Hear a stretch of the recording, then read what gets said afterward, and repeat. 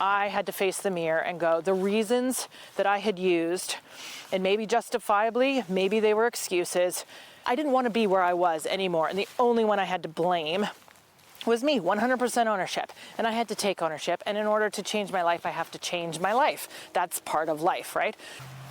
Welcome. This is day 19 of my 75 Hard Challenge, the mental toughness program I've been sharing and vlogging about, mostly showing up daily to just encourage you with one little nugget that I'm encouraging myself with and reminding myself of as I'm doing this program. So if you haven't heard of the 75 Hard, I've got other videos on that. But really today, I just was thinking about the power of consistency.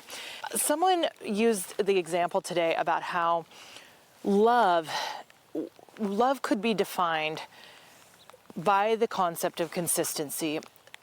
You don't just show up and love somebody for 2 hours a day. It's the consistency of the little things and how they add up. And they use the metaphor of how important it is to brush our teeth. We don't go home and brush our teeth for 2 hours at the end of the week. We brush our teeth every day, in the morning and at night. Maybe you floss, maybe you brush after lunch. I'm not very good about doing that. But we have these little rituals to build in self-care, to take care of our bodies. And one way that you can define love is through the consistency. And if you've heard any of my story, you may remember that it's been a long time since I've actually felt like I've had the opportunity for self-care. There was a number of years that I was not caring for myself, my physical well-being in the way that I used to and knew how to do. I got overwhelmed with stress and work and business, building 3 businesses with my husband, having 2 children. We've endured natural disasters and things like that. And so with the stress of life, it's easy to forget who you are. And so although I was an athlete for many years of my life and had incredible experiences, I found myself kind of facing the mirror, recognizing I'm overweight. I'm not self-sabotaging, but I'm like, there's a term when you don't even show up to the game because you disqualify.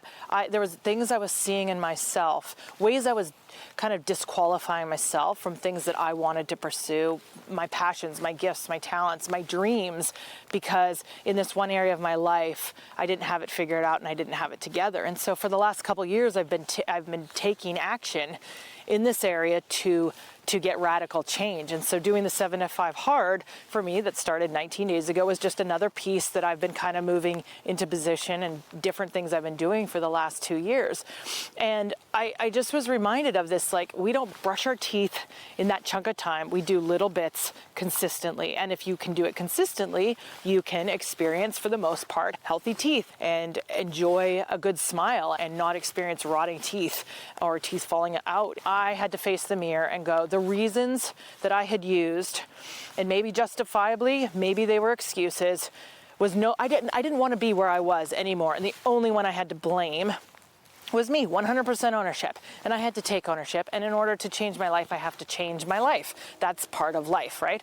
And so I am, doing the 75 Hard 19 days in. There's an incredible momentum that can build. And there's just incredible consistency that builds. Whether it's your finances, whether it's relationships, whether it's your health and fitness, maybe like I've been working on, it doesn't take much, but little actions on a continual basis to bring change. And so there's just power in consistency.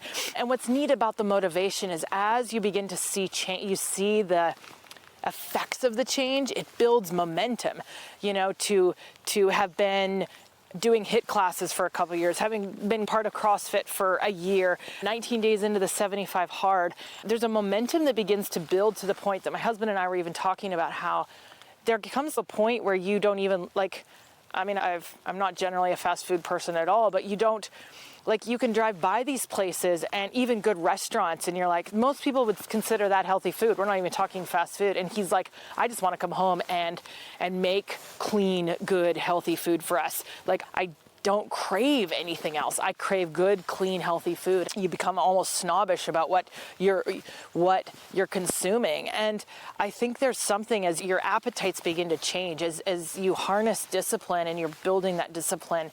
The amazing thing is in that consistency, you begin to see that what I mean, I don't know about you, but it's like, well, I don't know if I can think of an exact metaphor, but the more you spiral down, the more you just kind of spiral down. And so learning to spiral upward, it can begin to give a positive, there's like this, you grab a hold of these other things that just take you up to the next rung, and you're spiraling more in a positive way, and you're getting momentum, going to the next level, doing one new little change in your life, and you're starting to see the effect and the power. And for me, like, I compared it even to saving. When we first started saving and trying to get out of debt, I mean, we didn't start with much. We started with 1 penny practically. I mean, I was picking up change that I found on the floor and between the car seats and in the couches in our house, and that's how we started saving. We had nothing, and it was a prayer, and you can go find those videos. I think that's on my other channel. But the power of little